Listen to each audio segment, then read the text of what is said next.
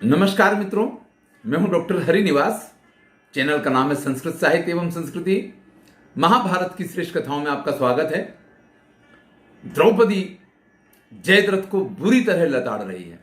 जयद्रथ कहता है जानामि कृष्णे विदितम मैतत्, लेकिन जयद्रथ तो इस समय उसके पास इतनी बड़ी सेना और खुद को अजय योद्धा समझता है। यही सबसे बड़ी समस्या होती है जीवन में। व्यक्ति के पास थोड़ा सा कुछ आ जाए, कुछ लोग उसके साथ हो जाएं, तो इस प्रकार से उच्छृंखल, स्वच्छंद और अनाचारी बन जाता है कि उसको यह लगता है कि अब इस दुनिया में उसके समान और कोई नहीं है। वही स्थिति इस समय जयद्रथ की है। तो पांडवों की निंदा करते हुए कहता है वो कैसे नरदेव पुत्र है ना, उसको मैं अच्छी तरीके से जानता हूं। उनका जन्म कैसे हुआ है, वो बड़े धर्मात्मा है ना।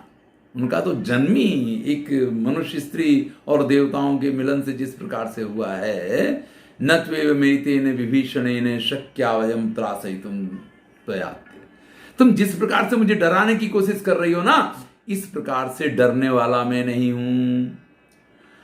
आज मुझसे तुमको कोई नहीं बचा सकता है। इतना कहने के बाद जैसे ही जयद्रथ द्रौपदी का पल्लू पकड़ने की कोशिश करता है, द्रौपदी अत्यंत जोर से उसको धक्का मारती है। उस धक्के से जयद्रथ उल्टा होकर के गिर जाता है। लेकिन फिर वो जयद्रथ खड़ा हो जाता है और ये कहता है अगर शांति से मेरे साथ नहीं जाओगी तो तुम्हें घसीटते हुए लेके जाऊंगा, चुपचाप मेरे रथ पे चढ़ जाओ। तब द्रौपदी कहती है अगर मैंने मन वाणी कर्म से कभी भी अपने पत्नियों के अतिरिक्त किसी अन्य का ध्यान भी न किया हो तो दृष्टास विपार्थै परिकृष्यमाणम, तो आज मेरे पति तुमको घसीटते हुए तुम्हारे इस कर्म का फल देंगे। आज तुमको कोई उनसे नहीं बचा सकता है। इतना कहते हुए द्रौपदी धौम्य ऋषि के पास जाती है, धौम्य ऋषि को प्रणाम करती है और धौम्य ऋषि को प्रणाम करके जयद्रथ के रथ पे चढ़ जाती है। धौम्य ऋषि जयद्रथ को कहते हैं नेयम सख्या त्वया नेतु अभिजित्य महारथान। अरे तुझमें ताकत है, तुझमें शक्ति है, तो थोड़ी देर रुक, अभी पांडव आ जाएंगे, उनके साथ युद्ध कर और उनको युद्ध में पराजित करके तू इसको लेके जा। इस प्रकार से ये क्षत्रिय धर्म के विरुद्ध है। धर्मम क्षत्रस्य पौराणाम अवेक्ष जयद्रथ। अरे जयद्रथ, अगर तुम धर्मात्मा हो तो क्षत्रियों के धर्म का पालन करो, थोड़ी देर रुको, पांडव आएंगे, उनको युद्ध में पराजित करो, फिर ये द्रौपदी तुम्हारी, इसको ले जाओ। लेकिन उनको हराए बिना, उनको पराजित किए बिना इस प्रकार से अपहरण करके तुम द्रौपदी को नहीं ले जा सकते हो। ये योग्य नहीं है। क्षुद्रम कृत्वा फलम पापम तुम प्राप्स्यसि न संशयः।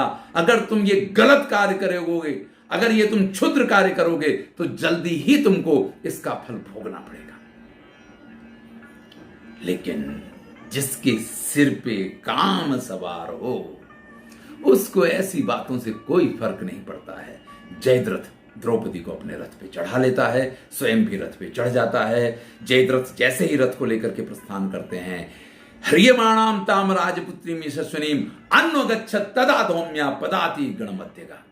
तो उसी सेना के साथ में पैदल ही धौम्य ऋषि उस रथ के पीछे पीछे चलने लग जाते हैं। जैसे जैसे आगे रथ जा रहा है, उस पे द्रौपदी सवार है, उसके पीछे पीछे। इस प्रकार से उस समय पुरोहित या जो धर्म के रक्षक हुआ करते थे वो भी इन सब चीजों का ख्याल किया करते थे।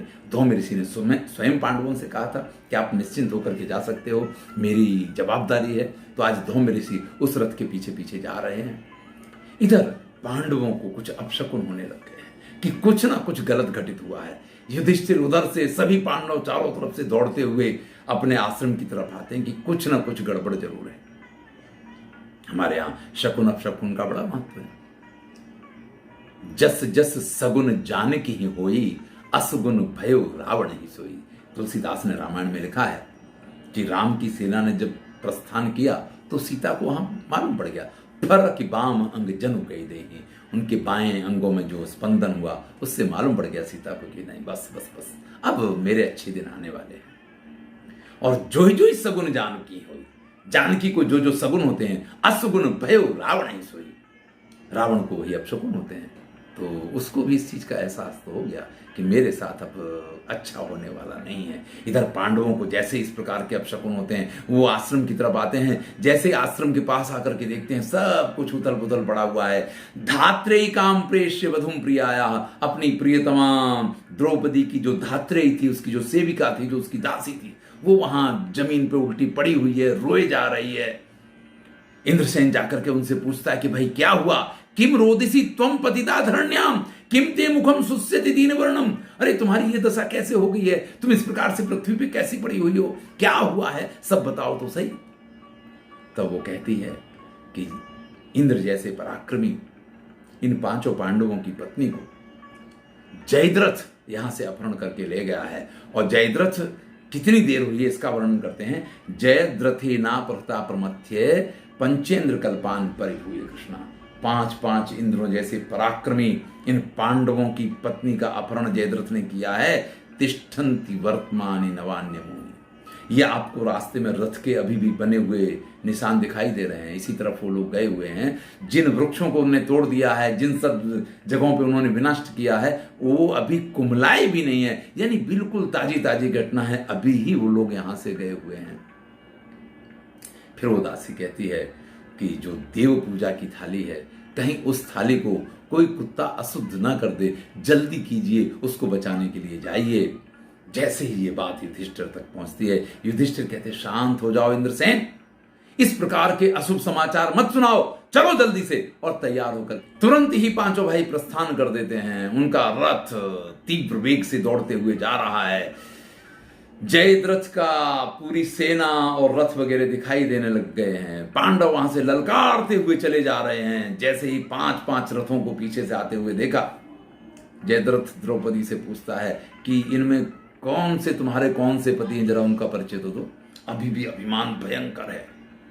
द्रौपदी के मुख से उनकी 5 पतियों की विशेषताएं सुनना चाह रहा है, क्योंकि उसको यह लग रहा है कि आज ये लोग यहां आएंगे और हम इनका विनाश कर देंगे।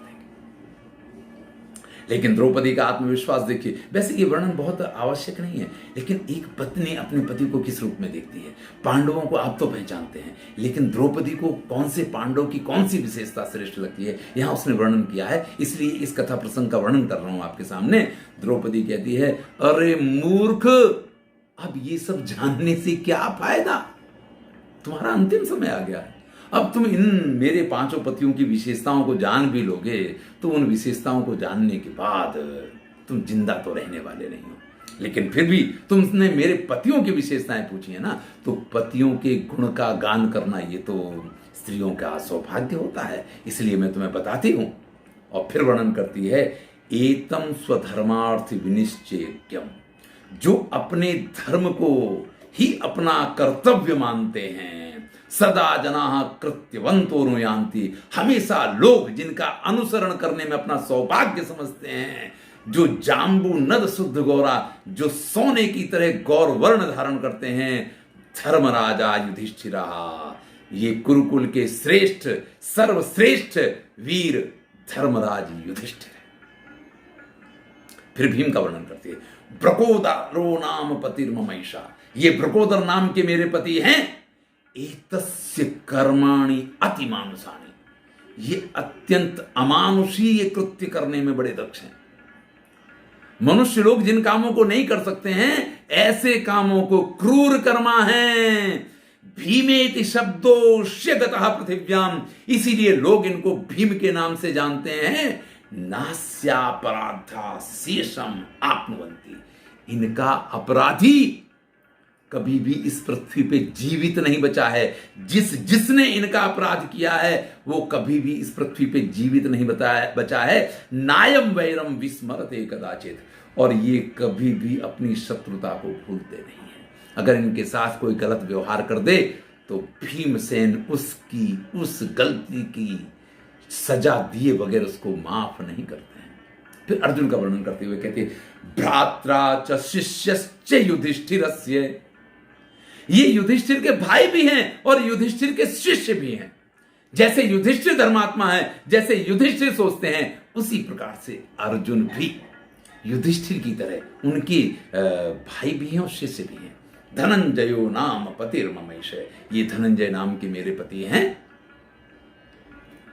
यशोत्तमम रूप माहु पृथ्वी पे। इस पृथ्वी पे जिनके सौंदर्य की चर्चा होती है, जो सबसे हैंडसम माने जाते हैं, अगर आज की भाषा में कहें तो यम पांडव परिरक्षन्ति सर्वे, सभी पांडव जिनको अत्यंत प्रेम करते हैं और हमेशा जिनकी रक्षा में तत्पर रहते हैं, स एस वीरो नकुल पतिर्मे, ये वीर नकुल हमारे पति हैं।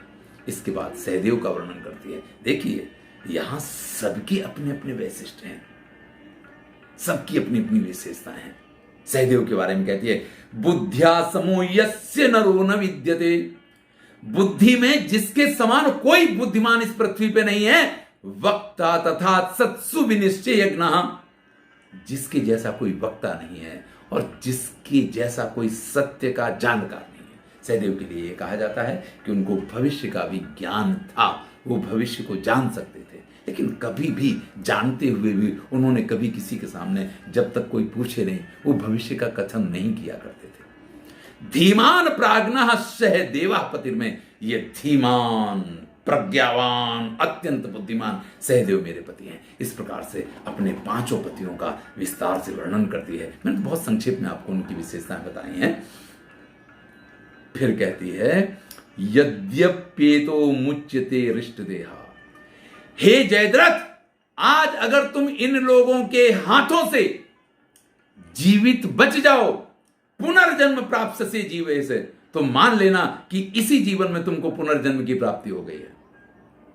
ये मेरे पांचों पति आज तुमको नहीं छोड़ने वाले हैं, और अगर उनके हाथों से आज तुम जिंदा बच जाओ तो ये मान लेना कि तुम्हारा पुनर्जन्म हो गया है। इतने में तो पांडव उस सेना के बीच में घुस आए हैं।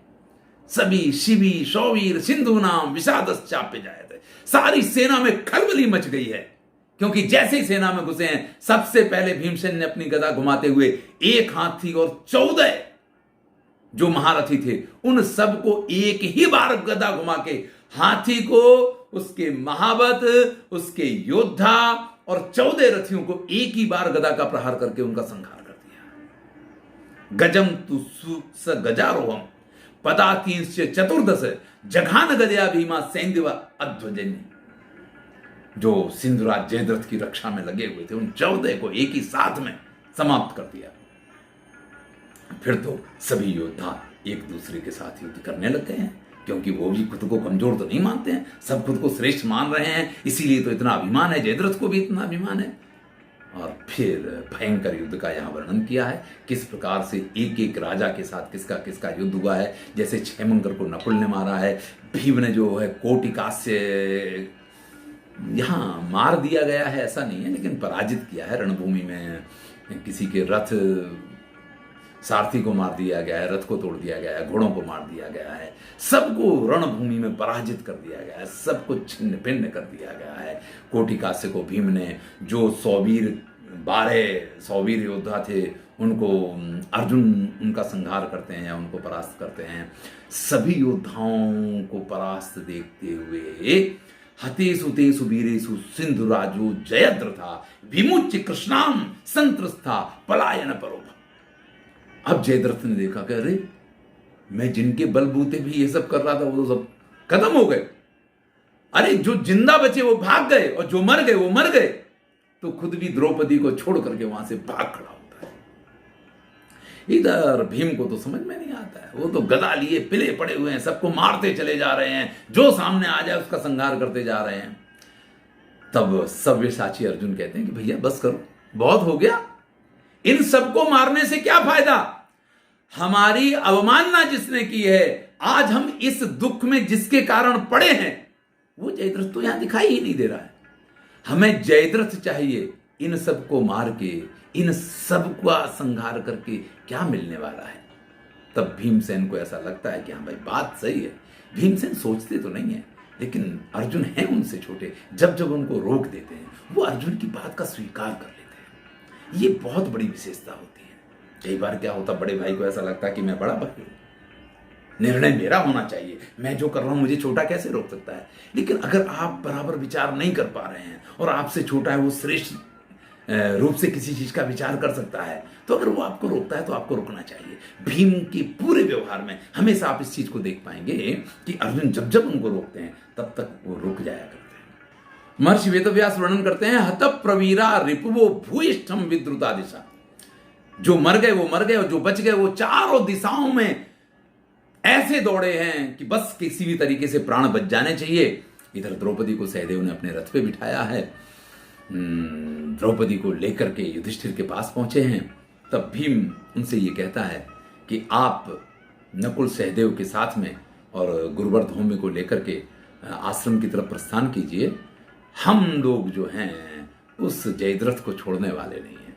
वो जहां भी गया होगा, नहीं में मोक्षते जीवन मूढ़ा सैंधवो नृपा पातालम तल संसस्तो अपशक्रोपि सारथी। आज स्वयं इंद्र भी अगर उसके सारथी बन जाए तो भी उसको कोई बचा नहीं सकता है। आप आश्रम पे चलो, हम दोनों जरा उसका हिसाब किताब करके आते हैं।